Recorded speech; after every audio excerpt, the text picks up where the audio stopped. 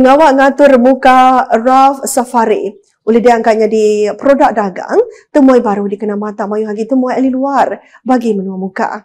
Kaban Kunsian Negeri Adun Talian, Royston Valentine, lebih bercakap bahawa perami nyuap prize buka Raf Safari 2025 kena hari 6 Madah. Program bakanya beri peluang pemadu mana alai ngelaku ke muka ngau carati komprehensif dengan lumba air budaya pemakai asal ngau penyelai di kembuan menuanya.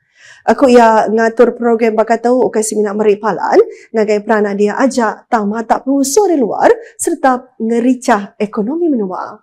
Royston ngarap ke programnya oleh diatur ninti tahun nyerba program besar bukai di muka bakal kawal muka regata muka ngau pengerami pemakai muka dikena negap kagi identiti mukanya di palan dagang temuai berpuguk ke komuniti engau budaya lokal.